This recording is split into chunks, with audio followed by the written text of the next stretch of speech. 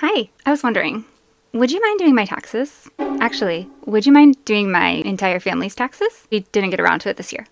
Also, I haven't been on vacation in a while. Would you watch my kids for about, 3 weeks? I really need to get away. I have a lot of laundry as well. And my dog. My dog needs a sitter. Could you maybe do that for me?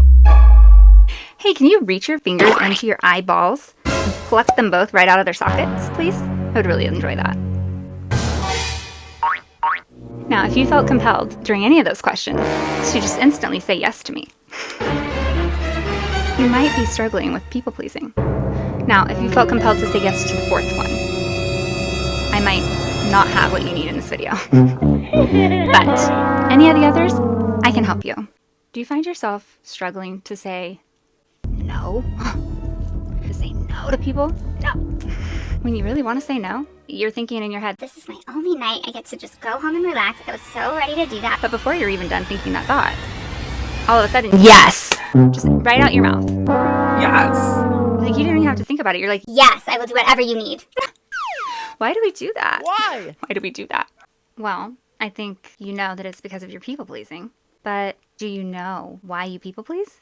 Do you know the root cause of your people-pleasing? Do you know where it came from? Do you know how to make it stop? Fear not, because I have the answers to that for you today. Woo!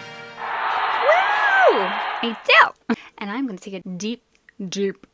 I'm gonna go deep. Diving into people-pleasing, okay? And I'm going to let you know where it stems from. I'm going to give you a step-by-step guide to follow to nip it in the bud. Get rid of it forever. These steps, if followed and taken seriously, they will eliminate people-pleasing from your life. And that's a win. Now, if you've scaled the pages of Reddit within the past few years, you might know that it's still kind of unknown to a lot of people pleasers why people don't like their behavior. You'll see many posts. I will show you. You just type in people pleaser right on Reddit and you will quickly see how many people ask this question all the time. It is quite common. There's actually a whole subreddit called people pleasers. That's cool. Some of the top posts for social skills are about people pleasers. Why do people dislike people pleasers? I featured that one in one of my episodes, a few episodes back. There's also please help me understand why people pleasers are disliked. That's the other one I featured, probably because they were right here at the top. Why do people dislike people pleasers? No stupid questions, Reddit. What's the difference between people pleasing and genuine kindness? So this is something that's still difficult for the people pleaser sometimes. So let's go over real quick just to clear the air and make sure we understand why it's so harmful. That's of top importance. So I want to give you the top 3 reasons why you should immediately stop people-pleasing. First reason is loss of self-identity. So a lot of people-pleasers obtain their behavior when they're a child. So it's a behavior that they learned as a coping mechanism. They wanted to be liked by people. Unfortunately, as they grew up, that intermingled so tightly with their personality that at some point, when you keep people-pleasing, you're always putting other people before you. And you're putting your needs last. You're not thinking about what you want, what you value, what you care about. It's really hard at the end when you realize you don't want to do that anymore to pick apart. What's me and what's the people-pleasing? You're like, well, I do this because I just like doing this to be kind. but I would examine, why does that make you a kind person? Well, because I just want people to see that I do that because that's what people think is kind. Everyone knows that's a kind thing to do. Okay, but do you have any emotional ties to it personally? If no one saw you do it, would you still believe that that was a good thing to do? Would you still care about doing that? If the answer is no, that might not be one of your core values. That might not be something you would do if you weren't people-pleasing. So you have to really think about these things because sometimes your brain's going to want to fool you. Because I know it's done it to me. Like there was a time where someone asked me if they could use my car. And I really didn't want them to use my car because it was late and I didn't want to lend my car out at that time. I didn't want to be involved in it. I didn't really have a great reason. But my reason was just I just don't want someone using my car right now. And I sat there after I said no and kind of like stewed in it for a while. And I was just like, I really had no reason to say no. Why don't I just let me just text them and tell them they can use it. and I had to really hold myself back from doing that because I was like, Look, I don't want it to happen. I don't want to deal with it. I actually want to stop thinking about it right now. Don't want to think about it any further. the only reason I'm continuing to think about it and feeling guilty is because of people-pleasing. Because I'm worried about the fact that I'm not fulfilling this opportunity of a need for someone. because that's really hard for people pleasers. We want to fulfill any opportunity there that arises for us to fulfill someone else's need. If we don't take it, we're like, We missed one. We missed one. Oh my gosh. We missed a chance to be liked and loved and honored. And no, that doesn't matter. Honor yourself. So you can lose your identity with that. Your identity gets swallowed up in what everyone else thinks about you, what everyone else needs, and how they view you. And that's just so unhealthy. All right, the second reason that you should not be people-pleasing anymore immediately is because people-pleasing over time causes emotional and physical exhaustion. It wears on you, especially once you realize, one, it doesn't work. It does not achieve the original goal that you started doing it for. It does the opposite. What? Yeah. And you realize that the entire time you're people-pleasing, you're in this state of anxiety all the time. While you're doing this people-pleasing, your systems are constantly just in overdrive. You're just panicked. I have to make everyone happy. So much of that. So I'm willing to bet you have a bit of an anxiety going on, just in general, in life. It usually goes hand in hand with people pleasers. Our people pleasers tend to be our more anxious people. It's tiring. And by the way, our emotions, when they're in overdrive all the time, it literally has physical effects on the body. So it is physically exhausting too. You're going to be more susceptible to diseases and to sicknesses. Continuously putting others' needs before your own can lead to burnout, stress, and usually feelings of resentment, regret. I remember the moment I had this hit me. It was like 2 years ago. It all just came to my conscious mind, and I realized the thing that I've done my entire life to try to make sure people will like me and will be connected with me and that I'll have people around me and that people will love me. The thing that I've done to make that happen, that I've exhausted myself and fallen all over myself and felt so lame doing all my life and made me feel like I wasn't good enough and had just a terrible time doing, is literally the thing that made me have less connections, made me have less people in my life, made my relationships unbalanced, and made them fail.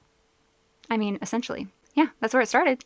And I mean, there's a lot that goes into that, but essentially, yes. When I realized that, did I have a hard time finding the positive lens to put over that, to not take that and look at my life in that way and just summarize my life as a failure.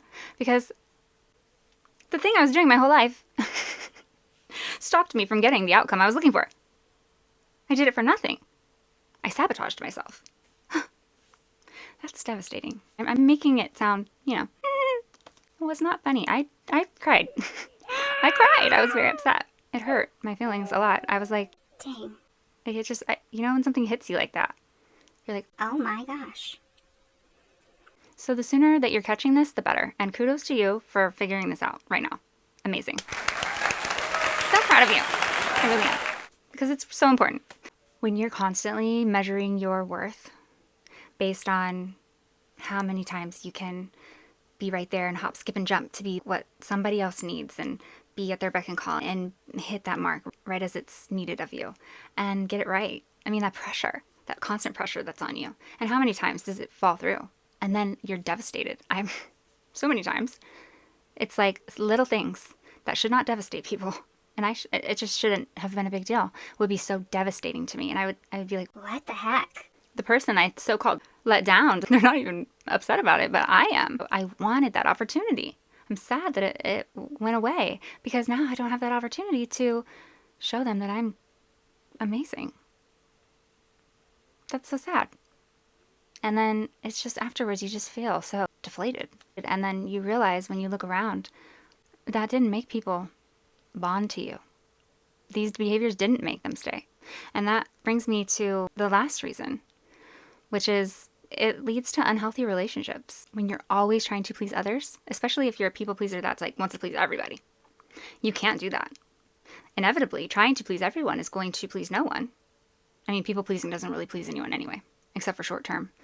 But like, for instance, if you have a partner, then you're always trying to please all your friends and you're trying to please all your family members and you're trying to please everyone you run into on the street and everybody at work. At some point, two people's needs and wants are going to directly be in conflict, in opposition, and cannot coexist. And you're going to have to pick one. Let's say you have to prioritize a friend's need over your spouse's need. I mean, that's going to make your spouse go crazy sometimes. Like, Why do you have to please everyone? I'm your husband. I'm your wife. Why are you neglecting what is needed here because you have to do this thing for your coworker. And it's so conflicting for the people pleaser because they're like, I need to find a way to do both. you can't. So you don't need to put that much pressure on yourself. It can't please everyone. You have to understand that. And you're going to inadvertently create unbalanced relationships. Your needs are going to be neglected because you neglect your own. It's going to be very easy for your partner to neglect your needs because you don't honor your own needs. They're not going to know what your needs are because you don't know what they are. And then over time, as you're doing all these things for your partner, it's really easy for them to take you for granted. I'm pretty sure we've all heard by now that people pleasing is rooted in a lack of self-worth. And usually individuals who engage in that behavior are in dire need of some practice in self-advocacy and self-consideration. Now, did you know that they say that self-consideration is one of the most attractive qualities that is presented in the dating stage that most people are the most attracted to? So when we see someone who considers themselves and holds themselves in a high regard and they care about themselves, they're considerate of not only their date, but also themselves. That's super attractive to people. That's a really good reason why you would want to exhibit that trait. And this is all subconscious. So people who have good intentions for others that are looking to date and have a healthy relationship and want like a give, take, and an equal partnership, they're going to be very attracted to people who demonstrate self-consideration. So if you're out here in these streets and you're not exhibiting that, you have a lack of self-consideration. So if you are a people pleaser, the people you're going to attract naturally are going to be people that have bad intentions for you usually. You'll see a pattern of this in your life likely. That's how it tends to go. Now, of course, I don't know any of them, but I know it probably happens. Some people are the lucky one-off situation. They got lucky and they found a great person that's not manipulating and controlling them, even though they are a people pleaser. And that's great. That is great. But I'll tell you, in my life, checks out. It checks out. It absolutely checks out. So perfect reason to stop people pleasing immediately. Ask no further.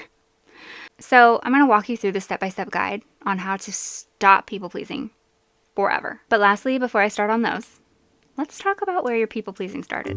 Anytime you have behaviors that you have a tough time quitting, like you want to quit them, you want to change them, but you're having a tough time doing it, that's an indication that these behaviors are deeply embedded within your subconscious. They're programmed behaviors. And even though you know they're bad for you, that doesn't seem to have any effect on how you're trying to stop them.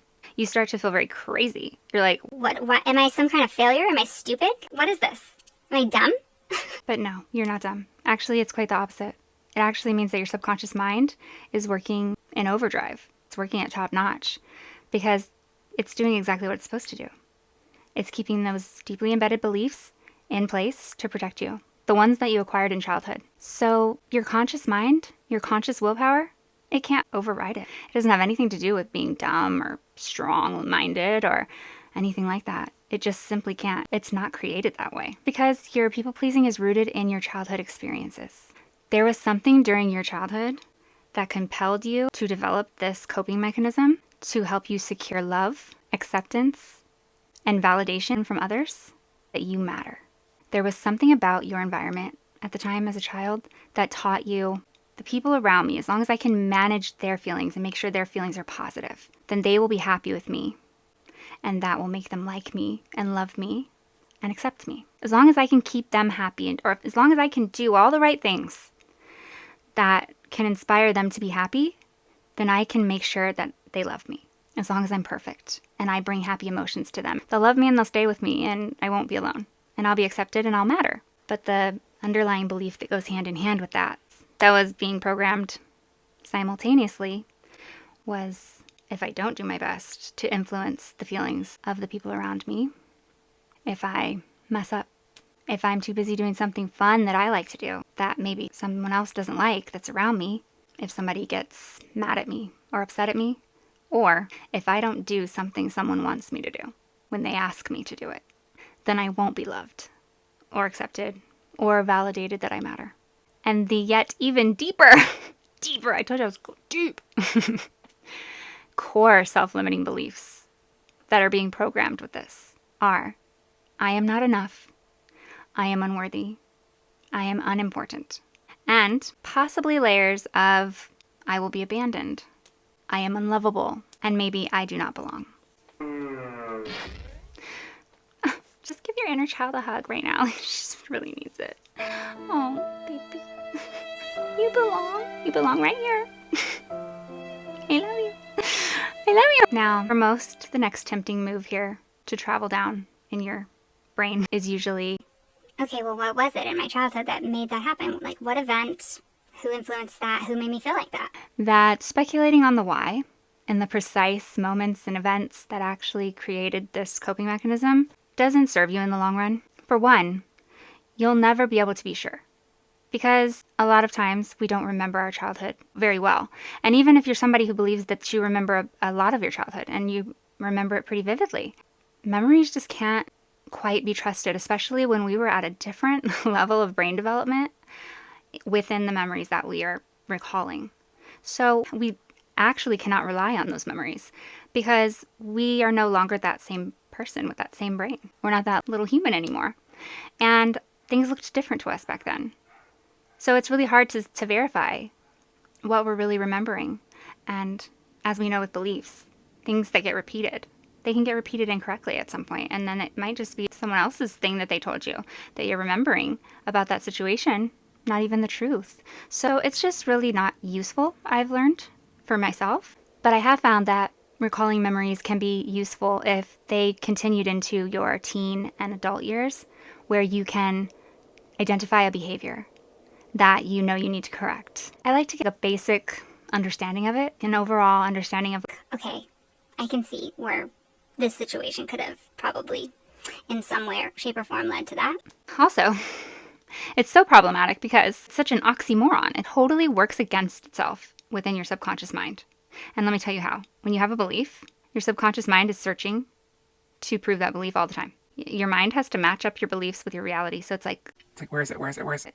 if you believe something, you're going to find it in your reality. Self-fulfilling prophecy. So you control the way you see things and the way things seem to happen for you by way of your beliefs.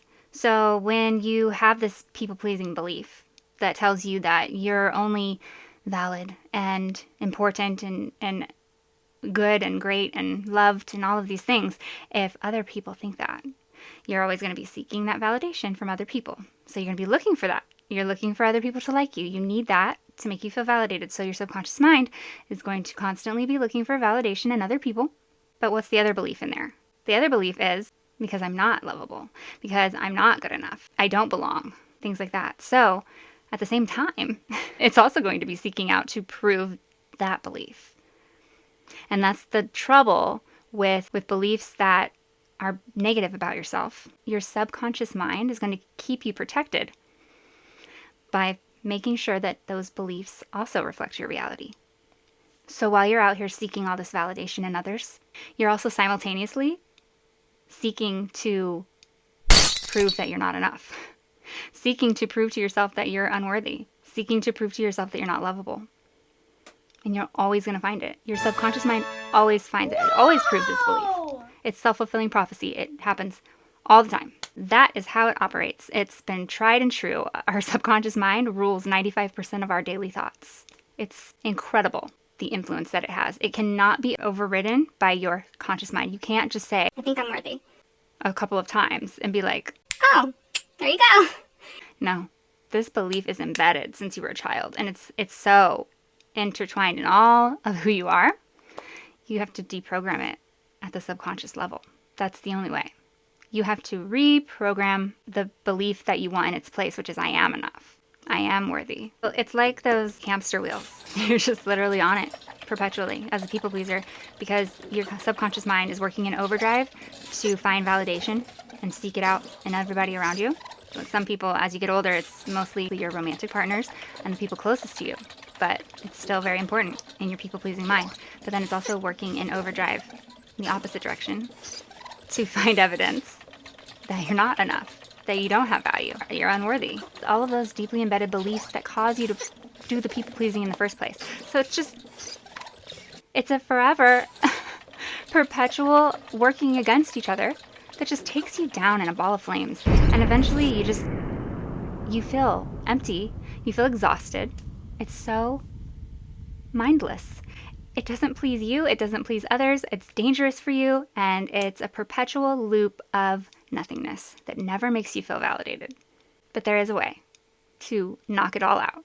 These are the steps to follow to eliminate people pleasing from your life forever. If you follow this guide and you do it as long as you need to until you knock this out, you will not continue to suffer from this horrible embedded belief that caused you to behave this way. You are better than that. You deserve a life free of people pleasing. You deserve to attract the people around you that also deserve you to be more than a people pleaser. You can rise above this. It doesn't matter what you've done up till now. It matters the choices that you make from here moving forward. You can choose at any moment to change the rest of your life. I feel like I'm like a motivational speaker right now, and I'm just like, Right now. You can choose right now. Choose with me today. did it work? All right, well, let's go then. Step number 1, develop a strong sense of yourself. Who the heck are you? Hello? Hello, Who are you? it's me. Like I said before, people pleasing starts when you're very young. So it becomes so intertwined with who you are as a person that once you realize that you want to eliminate this behavior, you're really unsure about what is you and what is the people pleasing. It can be really hard to separate. So what you need to do for step 1 is spend some time really sorting out what your true values are, your interests, your hobbies, what makes you feel passionate. Because the more you know and accept yourself for your true self without these pressures to please the people around you, the less you're going to feel the need to seek others' validation to tell you who you are. You need that because you never developed who you are. You employed the people pleasing so young that it just stood in the way of you ever really discovering the true essence of yourself. That's why you need all those other people to tell you. You never discovered it. Start asking yourself these questions. What do I value when I see it in other people that shows me that person is a good person? That person is the type of person that I would want to be around. And ask yourself, in the perfect world where no one else can see, what values would I want to live by? That would make me the most proud of myself and the most happy. Try that. What you need to do is start back at the beginning. You just wipe the slate clean. And you need to have some self-reflection time to really get to know yourself without anybody else telling you things that they want to try or they want to do. What do you just feel compelled to do? If you are alone by yourself in a world where you could access anything besides other people and no one else is there, and you needed to do something to entertain just yourself, no one else is going to be there, what would you do? What would be something that you would pick first? And I know for me, it would probably be either writing, or it would be making some type of art, or listening to music, or singing, something like that. I know those are my authentic interests, aside from what anyone else likes. Start thinking about what those things are. Because I've had a lot of time to reflect on this. I've spent lots of time with myself, and that's what it's going to require. So if you don't spend a lot of time on your own, that's going to be part of the step. You need to set aside time where you're completely alone by choice. Go have a meal by yourself. Go do something that you find fun that has nothing to do with anybody else. Just do it because you're going to enjoy it. There's no one there to impress. There's no one there to please. It's only you. So pick something you're going to like. And that should help you to see what you're kind of naturally drawn towards. If you've never done this most of your life, it's going to be a little intimidating at first. It might seem really awkward to go out, especially in public, by yourself. And it doesn't necessarily need to be out in public if that's not what you're drawn to. I mean, it could be inside. But whatever it is that you want to do, just bravely go do it by yourself. Another tactic that you're going to want to employ here to try to find out more about yourself is that you're going to want to spend some time in a quiet, relaxed place where you can concentrate and you can actually self-reflect. I tend to write when I do this. I don't know if that works for everyone, but I just get out my journal or I get out the notes on my phone. I just start writing whatever's on my mind. Sometimes it's scary going back in there and seeing what I wrote, but I put no parameters on it. I just start writing. And I'm like, What is on my mind that I'm thinking about that I don't have anyone really to talk to about? What's occupying my brain right now? and give space to that and explore what makes you focus on that. Why is that important to you? Why is that occupying brain space for you? And just start asking yourself those questions. And another good one is if you're thinking about personal values, what do you value? This one's hard because you've probably placed a lot of value in things that you thought the people around you value, or you had a lot of influence in that area. I know for me, I used to think I valued absolute blind forgiveness. You should always take the higher road and just forgive everyone. Forgive them even if they're not sorry. And I understand. And wait, I need to make this differentiation. Unpopular opinion, okay? Unpopular opinion. There's a lot of people that regard forgiveness as what I call acceptance and moving on, letting go. That's what I call it. But it's become the definition of forgiveness in modern society. And it just means that you're not allowing this to have any more of a hold on you. And you're not allowing this to have any type of emotional impact on you any longer. You're not going to have ties to this person anymore. They say holding a grudge is like drinking poison and waiting for the other person to die. That's not smart. You're just hurting yourself by not forgiving them. Forgiveness is for you. I understand all of that. So just for the sake of explaining what I'm talking about, I'm not talking about that forgiveness, okay?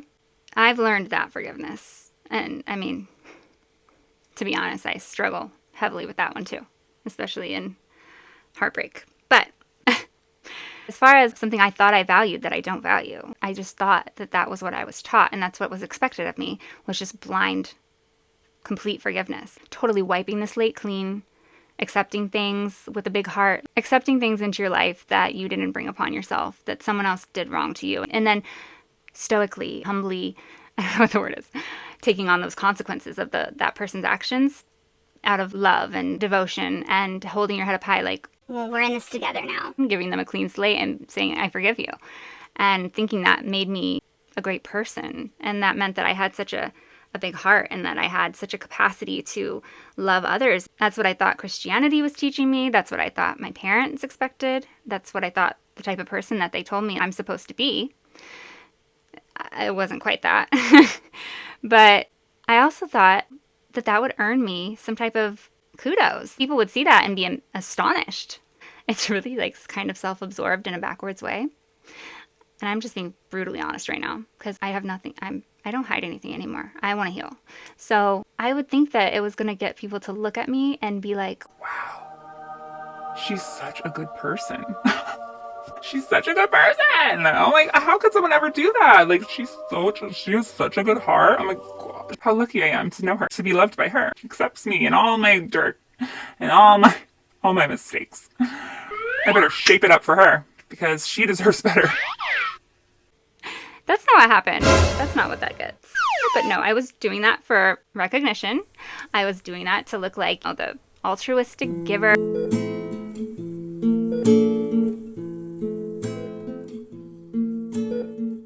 Don't get me wrong, I wasn't just trying to fake it. I didn't just want to be perceived that way. I wanted to be an altruistic giver. I wanted to be someone who could forgive anyone, could forgive anything, could give the most terrible of offenses another chance and still love that person. Let them have the gift of wiping the slate clean. Because I would look at it through my eyes. I would look at it as like, what if I made a big mistake and I wanted to make it right? What would I want more than anything in the world? I would want them to be able to wipe that slate clean and not hold that over my head and make that be the mistake of my life. I would so value that. The thing is, not all, but most people that would hurt you to that significance, they're not going to be looking at it like that. Why? They're not you. That's what I wasn't realizing. People that are going to hurt me that deeply painful way that I would need such a high level of forgiveness to grant to them, they don't think like me. They aren't like me. So that is not what is going to happen. You're going to get walked all over. And you're going to have people that you put in so much effort to forgive, thinking that you were giving them this precious gift that they're going to be so grateful for, and watch them reoffend you, hurt you again the same way. And of course, hindsight's 20/20. I mean, at my age right now, that sounds obvious. But I've struggled with that a lot of my life. I couldn't seem to grasp that. No, giving people more chances does not earn their love. It doesn't make them change from being that person that wanted to do that to you the first time. It doesn't show anything besides how willing you are to overlook bad behavior. And all it does is advertise to a person who is already capable of hurting you to that significant level that you agree that they can get away with that. That used to blow my mind because I would be like, Why would anyone think like that? What evil do you have to be to think like that? That's so backwards. well, the thing is, like, they're not thinking like that in their conscious mind. I didn't understand yet. I didn't know the difference between conscious and subconscious thought processes. And the reason they're behaving this way towards you in the first place is not because of you. It's not because it's personal to you. It's because of them. It's a program in their subconscious mind. It's their childhood trauma. It's their own beliefs and their own things going on. It's not you. So you forgiving them, it's just going to reaffirm that belief. It's going to reinforce it. And it's going to be that easy for them to do it to you again because it's natural in them. They were capable of it already. It takes pain and negative reinforcement for someone to have the motivation to change their behavior. If this person only got positively reinforced, they got to keep their partner. They got loved anyway. They got all grace. That doesn't influence a person who behaved that way to change that behavior. That's not how behavior works. That was just my experience. When I started to get to know myself, I was able to discover that it didn't line up with my values, that it didn't line up with what I know to be right. I went through that so many times. It took me a long time to learn it and to realize there was something off with that process and that that's not actually a value of mine and that actually doesn't help me in any way. It's actually just a form of self-abandonment. And so think about if there's anything in your life that might be like that. Is there anything that you feel a powerful dedication to that actually brings you a lot of pain to have to carry out when the time comes, that gets you very hurt when you do it, and especially if it doesn't get the outcome that you think it's going to get? I had a lot of things like that. That's just one. Those you're going to want to pluck out and replace with real values that you actually are tied to because of who you are, because of how you feel, what you know is right, what you have witnessed in the world. And that's how you're going to better find the answers to these. We're going to go way back. We're going to go back to grade school right now, the action plan for this one. Everything I mentioned up to here, of course, do that. Also, let's make, like when you would get to a new school year, your teacher would say, Okay, your first assignment is you need to make an all about me board. we're going to make an all about me board, okay? Just like when we were in, 5th grade. The point is to get to the bottom of who you really are. Let me show you mine. I made one just like as an example. A couple of pictures up there, whatever you want to do with it, whatever layout. I use a program called Canva because I like to use that for a lot of things, but you can use whatever you want. But basically, you just want to have everything that is describing the core of you. So I put my name, my rough age, my height, some parts of my zodiac sign, and then I have an about me section. I have my values, I have my passions, and then I have a couple of fun facts, and that's it. Spend some time on this and put yours together. Who the heck are you? Gotta figure that out. And you can slowly let this develop over time. The more time I spent by myself over time, it wasn't hard to figure out who I was anymore. I wasn't spending so much time being someone for other people anymore. Number 2, second step. One of the biggest compulsions when you're a people pleaser is to have to say yes to everything that you're asked. It's really difficult. It's a lot of anxiety to say no. Number 2 gets to the bottom of this and why this behavior happens and curing it. Okay, so number 2 is address your own discomfort with being told no. Because that's what I have found that it's really stemming back to. A lot of what we do and a lot of how we end up treating other people is because of how we've been made to feel by others, how we've interpreted how something makes us feel, and then we think that everyone feels that way. If you don't think too far into it, that's kind of how you present to the world. It's like that with almost everything. The reason that you feel so anxious with saying the word no and telling someone no is not only because you think that people won't like you. There's also an element of it that you yourself don't like to hear the word no. You yourself are hurt by the word no. There's something there. There's an old pain that's lingering. This dull pain of thinking that it's equated to a rejection. You don't like hearing it. It's not like you throw some tantrum and it ruins your day or anything, but it's uncomfortable.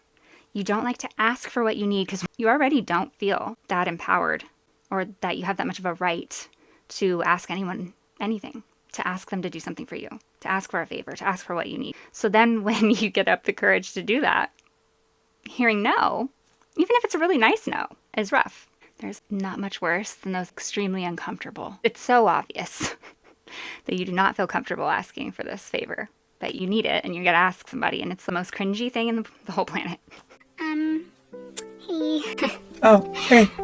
Yeah, you can see, no matter what I say, you can totally say no, and I'm not trying to assume that you would say yes, and I'm like totally, I'd be fine. Don't worry, you're not hurting my feelings. It's totally fine if you say no. Like I can just tell me, and I won't be mad at all. It's totally fine. I get it. You're a busy person. You probably don't want to do this, and like, no, who would want to do this anyways? Like, I get it, and it's fine. And like, so just don't feel pressured to say yes, okay? Like, you can totally say no. And I'm sorry that I'm asking. I'm so sorry. I'm so sorry that I have to ask you this. Go into this monologue about the whole backstory of what you're about to ask, and they're just literally sitting there like, Oh my god.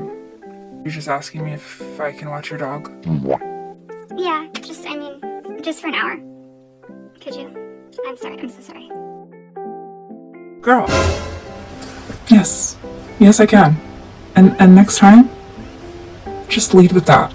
Just, hey, can you watch my dog on Saturday? That's it. You don't have to apologize. I'm your friend. It's fine. Of course. I'm available. It's fine. Thank you so much. I'm so sorry. I'm so sorry to ask you. I know you're so busy. Please, for the love of God, do not say you're sorry one more time. Stop being sorry. I'm so sorry. Why are you sorry? I'm your friend. I mean, I know, but like, I just know that you're just, I'm sorry. Do not apologize again. It's okay. I have no problem watching your dog on Saturday. But if you apologize to me one more time, you have to get the hell out of my house. Okay? Stop being sorry for nothing. Okay. Okay, yeah. Sorry. I'm not sorry. I'm sorry that I'm sorry. I'm gonna. So, I guess, yeah. those cringy requests. And if you're a people pleaser, I feel like you've been there.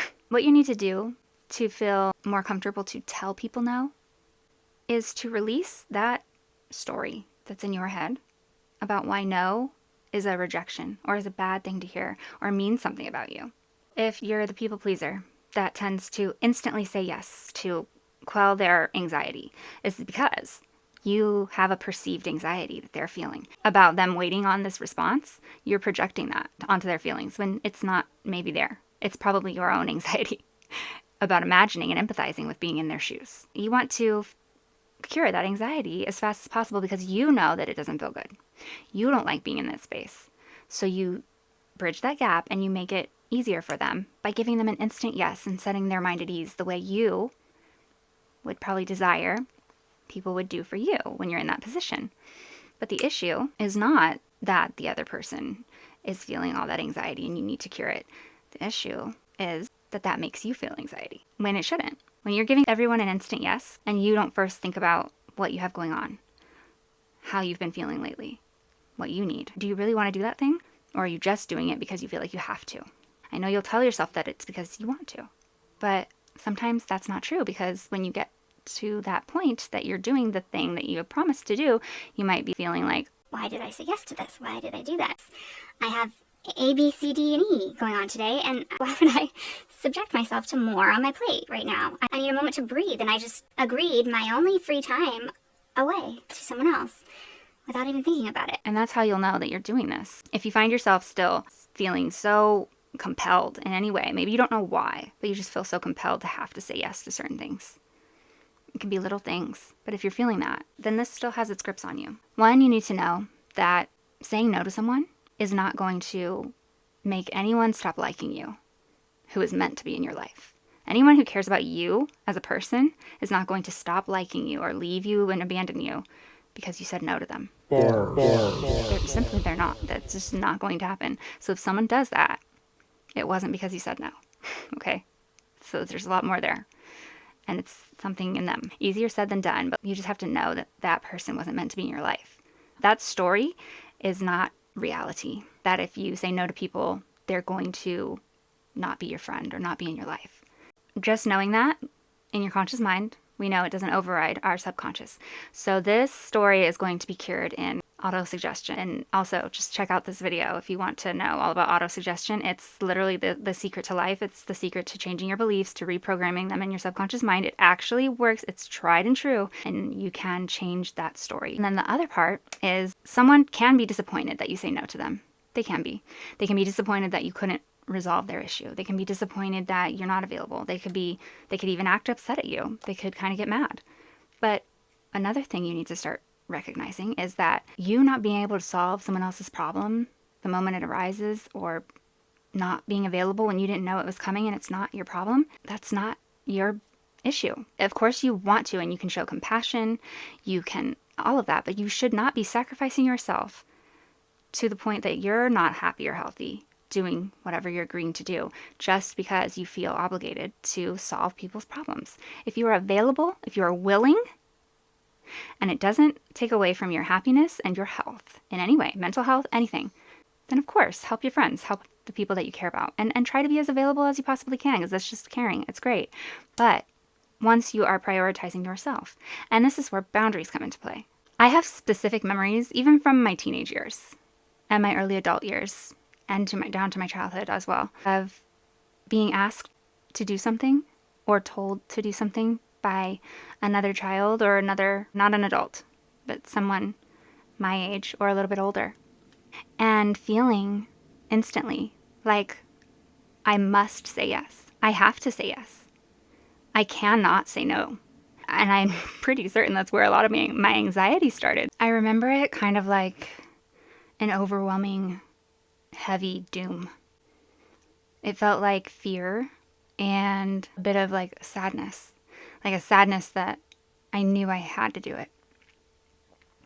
Or at the very least that I was feeling very pressured that I needed to do it. And that I couldn't say no. Because then this person wouldn't like me. I couldn't tell anyone no because they wouldn't like me. And now, you would think probably, if you're not a people pleaser, you would probably assume that this would apply only to people that I want them to like me. I like them, probably. It's probably just people that I see that I think are really cool, or people that I think have nice qualities and good personality, and I have a reason to want them to like me. So, not everybody, right? Well, that's the thing, is that no.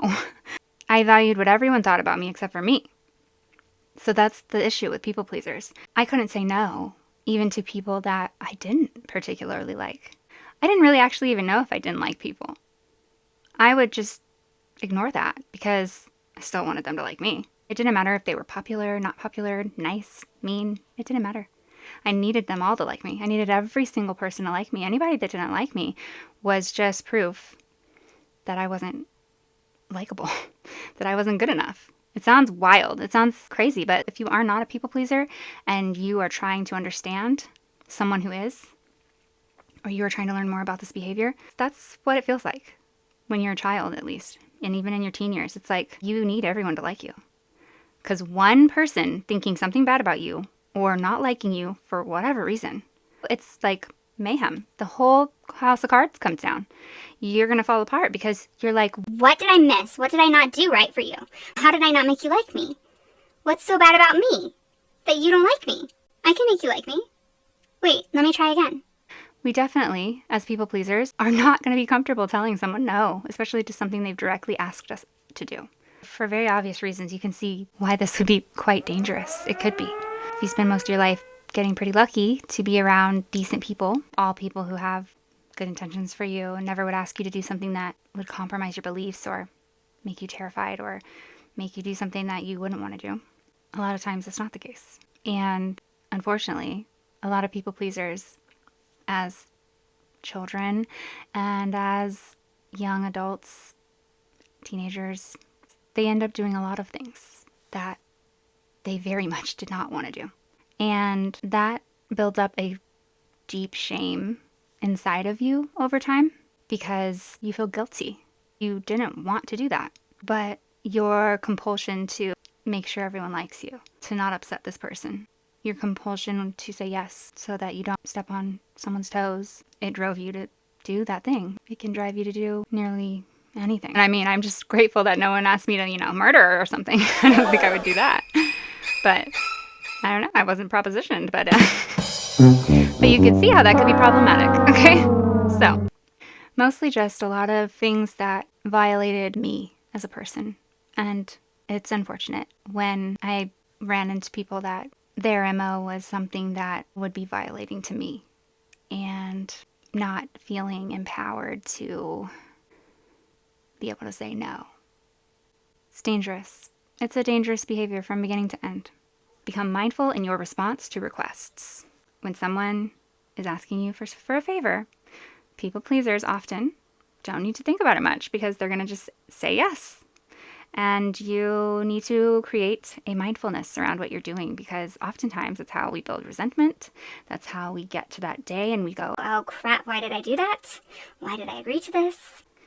and it's madness. So the next time someone asks you for a favor or to make plans, don't just check the date and the time to see if you don't have something else physically scheduled in that spot. Instead, pause. Just pause. Don't give them an answer right now. You're not actually going to give them an answer in this moment whatsoever. You can say, I would really love to do that for you. I want to be there. Let me get back to you on that. and then you're going to think about some things. We're going to get mindful instead of just giving a blind reaction of a yes. So you're going to take your time and really ask yourself truthfully. Question number 1, we're not going to ask, am I available? No. Number 1 question is going to be, do I want to do this? Because that is most important. Okay? Do I want to do this? Do I feel like doing it? Will it be enjoyable for me personally to do this? Just because you might answer no to this question, we all know that sometimes friends need help with things that aren't enjoyable. I mean, if your friend asks you to help them move or something, will I enjoy this personally? No, but like no one's going to be enjoying it. It's not about enjoying it. It's about helping. Okay? So that doesn't have to mean that it's a deal breaker. You just kind of want to observe that. Will it be good for me mentally or spiritually or psychologically? More importantly, will this have a negative impact on my mental health and where I am right now? Will this be something that will put me in a situation that I'm not ready for? Is this person asking me to do something that I struggle with right now that would be quite a commitment to say, yes, I will do that with you? You know, if you're somebody who struggles with big crowds and really big social situations where there's going to be a lot of eyes on you or attention, or you're going to have to be really social, and that's been hard for you lately, that's probably not going to be where you want to start. And then comes the question, can I do this? Then you look at your schedule, you look at the time, and you don't just look at that block of time. You need to look at what's going on around that. Is that going to be convenient for me? Is there going to be driving involved? Where am I going to be at that time? The time before that? What's going on the day before? How am I going to have the energy? Things like that.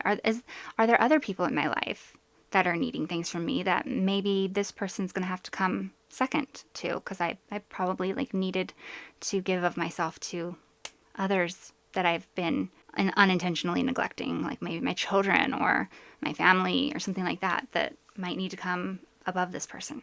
And maybe agreeing to do this favor is not quite as important as some of the things that I need to have obligation to already in my life. Your action plan for this one is going to be, you're going to be mindful when someone asks you. You're not going to answer them right away. That's one. And also, I want you to set a goal for yourself with getting comfortable with telling people no for no other reason then the answer is just no. You just don't want to. So you're going to set a goal for yourself, maybe once a week, whatever seems most plausible for you in your life and how often people tend to ask you for things, of just telling people no a certain number of times. So make sure you deny at least one request of you, maybe once a week, maybe once every 2 weeks, depending on how things go. Now, I don't suggest that you just say no to something that you could very easily do. If you're at the store and you're buying something and your boyfriend, your girlfriend, or your spouse texts you and is like, oh, can you grab this for me too while you're there? And you see the text and you're just like, gonna say, nope, you're literally there. I wouldn't suggest that. But if you went to the store and you already drove halfway home and then your boyfriend, girlfriend, spouse texts you and It's like, oh, I really needed this. Are you still at the store? No, I'm not. I'm already halfway home. Maybe I can pick that up tomorrow, or maybe can get that later. But I'm sorry. I already left the store. Don't turn around and take your back to the store and go out of your way when they knew you were at the store hours ago. If it's something that inconveniences you or you really don't want to do it, say no. Say no, and say it with your full chest. Say it with your head high, and put a period at the end of that thing. Boop. No. It's a full sentence. The end. Don't over-explain yourself, please. Don't do that. Just stop doing that. Practice just... No, I'm sorry, I can't do that. No, sorry, I'm not available that day. I have a lot going on. I'm so sorry. The end. Great. I know you can do this. Now, as you very well may know, saying no is half the battle. The other part of the battle that we have is internally, when we shame ourselves and beat ourselves up over the guilt of saying no.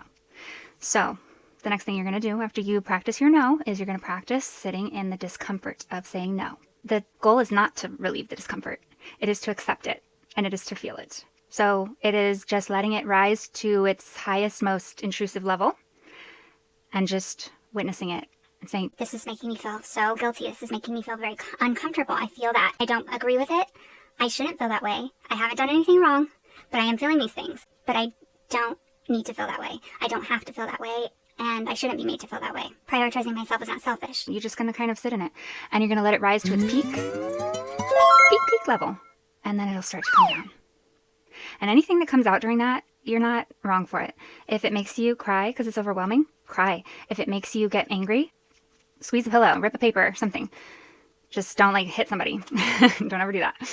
But feel it. The way you process emotions is you let them come in, you witness them, and then you set them free. And then you forgive yourself for that. And the more you do that, the more you just go, Oh, okay, it's uncomfortable and I'm gonna feel it. you will get used to it. And that brings us to number 3. Number 3 is practice uncomfortable emotions and situations. So this is going to be a spin-off of number 2. In number 2, you're going to practice the uncomfortable emotion of having to tell someone no. This is going to be all uncomfortable situations and all uncomfortable emotions. You're going to practice letting those happen and being able to face what things you've been avoiding bring those emotions, because you can now deal with those emotions. Once you can deal with those emotions, you're not going to avoid the events or the circumstances that bring those emotions, because you won't be afraid of them anymore. You will have faced them.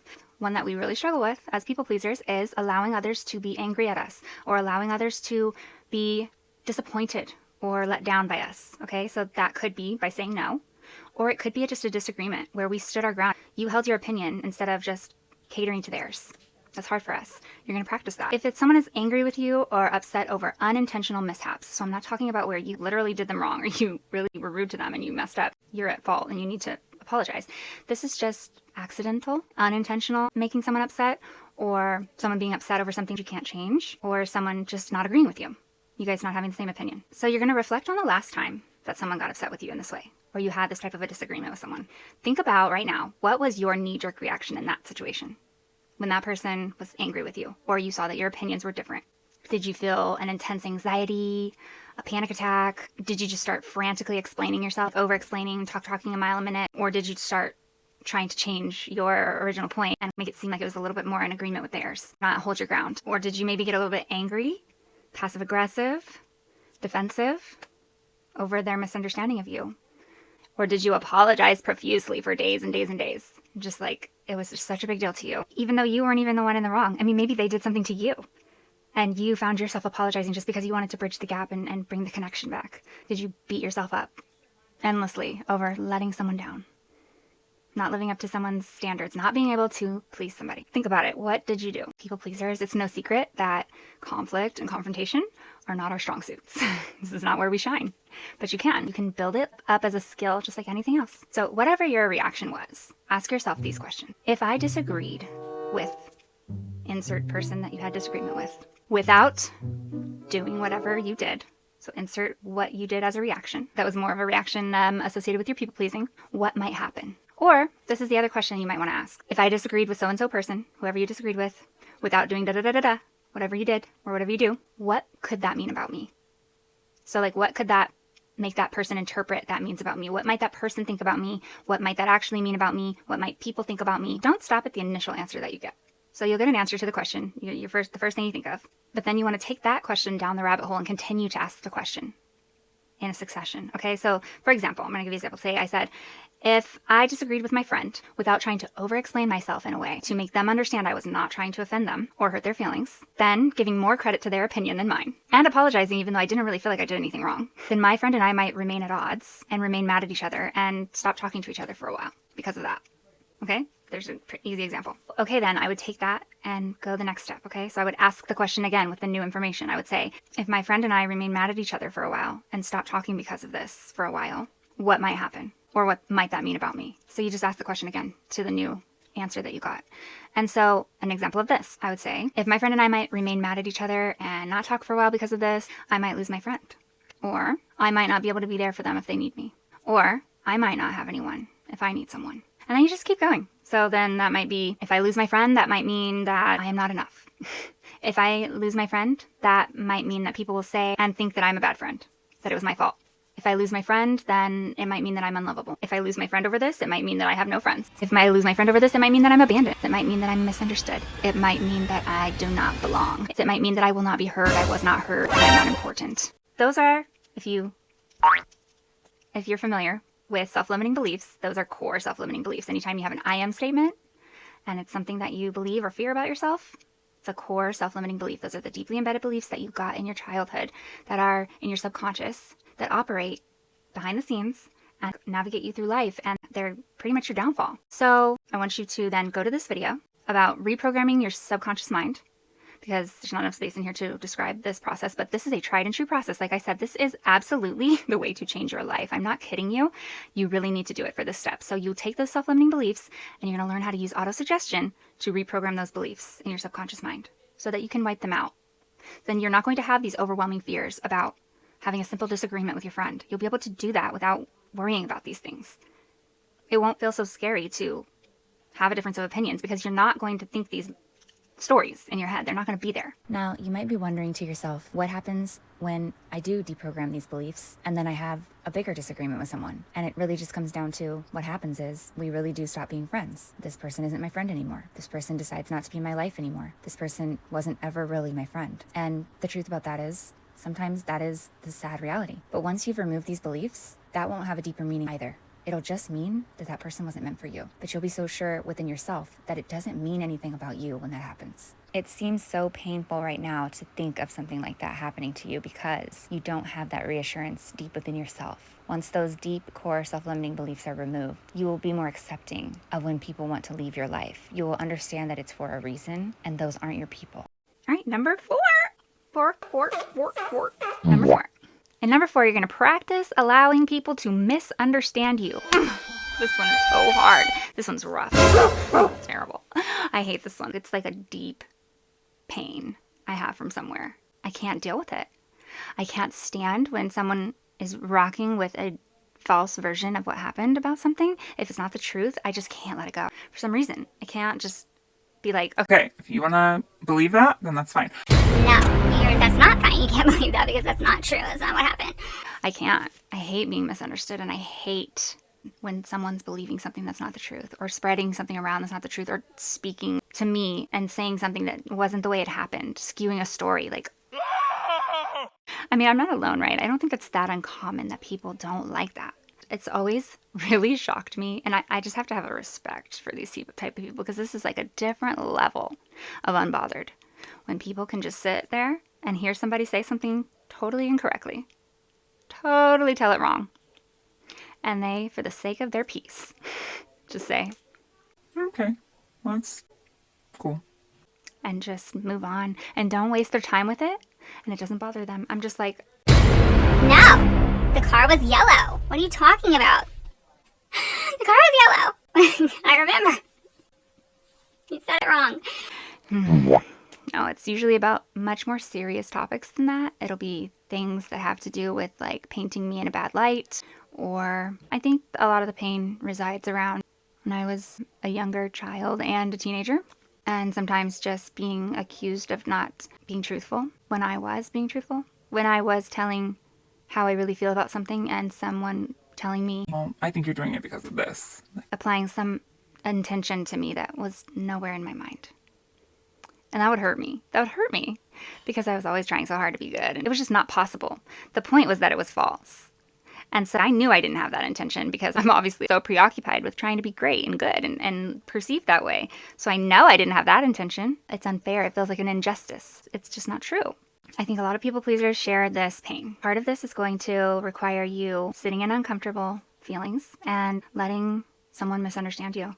And it's hard. It's hard. For the most part, those who love you and care about you are going to have misunderstandings with you from time to time. But these should be rare occasions. And they should be fairly easy to clear up if you have a bond with that person. If you have someone in your life that regularly misunderstands you, I understand if it's your parent or a sibling or someone that you just can't necessarily just sever ties with like that, or you just don't really want to, then it can be tough. But if they're not one of those people, bye. Life is too short to be around people that are dedicated to misunderstanding you, that just want to paint you in a negative light all the time when it's not how you feel. And it's just ridiculous. They obviously would rather see you that way than take the time to hear you and get to know you and trust you. And that's just not your person. It's been wrong. It's been so hard for me. I say it like it's like so simple, but it's not. It's not simple at all. It's just going to take practice though. Maybe twisting your words deliberately, you feel like. They're twisting your words around. They're skewing what you're saying. Someone tells a false rumor about you. Or maybe you just have one person in your life that you're starting to realize seems very dedicated to misunderstanding you. Maybe you've already spent an exuberant amount of time just trying to explain yourself so that this person can understand that that's not true. But it seems like no matter what you do, they just always think the worst of your intentions. Always. You've explained the same thing over and over, and they still say the same thing they were saying months ago. This is something that I experienced with my ex. And it was heartbreaking for me. It was the worst, most upsetting, most crushing feeling ever. To try so hard and be so genuine and just have someone so dedicated to seeing you in a way that you're not at all. And from outsiders looking in, it may seem so obvious. But the obvious answer is also a really painful one. And that's why we don't see it when we're in it. Because we don't want to.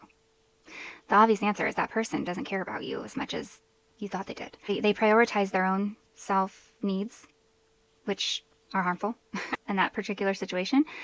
They prioritize that over being caring towards you, giving you respect and wanting to actually know you as who you are. They just don't care about you in the way that you deserve. And they're not the right person for you. They're not being good to you. They're not loving you correctly. And you should not be with someone like that. So that's a hard pill to swallow. You just think, If I could just show them that's not who I am, they have me so wrong. If I can just clear up this information that they have wrong, then they love me, and they'll love me, and they'll love me. We'll be together, and we'll live happily ever after. they don't want to see it. Whoa, whoa. How many times have you tried to show them? And they don't want to see it. They're not going to change that. They're trying to misunderstand you. Something in that cycle serves them, serves their goal. And it's not to be healthy and happy with you. And I'm so sorry because I know. It's been the tragedy of my life the past couple of years. I've been really trying to get over it. It hurt so bad. It was just not fair. But that was not the right person for me. But sometimes you're in a situation where you're not going to be able to leave right away. Or it's someone that you can't just get away from. Maybe you're married and you have children and the financial situation is that you can't get divorced right now. Or maybe it's one of your parents and you still have a sibling that you want to go see. Or maybe you really do enjoy spending time with your parents. You just don't like this part of it. So I want to teach you a couple of phrases that you can use when someone is telling you something about yourself that isn't true or that you disagree with. Someone is gaslighting you. Gaslighting could be one of the things here. And this is how you can respond without having to get into that over-explaining and fighting with them and just feeding into their game. This is how you can just squash it. This first one is really helpful when someone's gaslighting you. You can say, Okay, we remember things a lot differently. so that's a really good one. So then when someone is giving you an opinion about you that you don't agree with, or telling their side of the story that's a lot skewed, that's not quite how it happened, kind of putting all the blame on you, you can say, You're entitled to your perspective. and that's it. When someone is telling you something about yourself that is not true, you can say, Okay, well, I can't control your assumptions of me. I love it. Or when someone is getting really angry at you and there's really nothing you can do about it, you didn't really feel like you did anything, you can say, That is how you feel. You're valid for how you feel. I can't control it. it's true. You'll always want to withhold immediately. All over-explaining of yourself. Cease that immediately. Every time you feel the urge to explain something that is so easy to understand that you shouldn't have to explain about yourself, stop. Stop it! If you're sending a text and it takes more than, I guess 5 to 7 lines to explain what you're trying to say, stop. Stop it. With a certain type of person. Because it's just, they're not going to read that. They're not going to care about that. And you're wasting your time. And you are disrespecting yourself. It's a form of self-abandonment and you must stop, okay? Do not apologize to people for their misconceptions of you. When someone is misunderstanding you or making assumptions about you, you can say the one. I can't control your assumptions of me. Or you can say, We remember things a lot differently. you can say things like that, but do not get into an argument with them to defend yourself about how you didn't do what they're saying that you did. They know that you did not do that. You can just say, I know I didn't do that.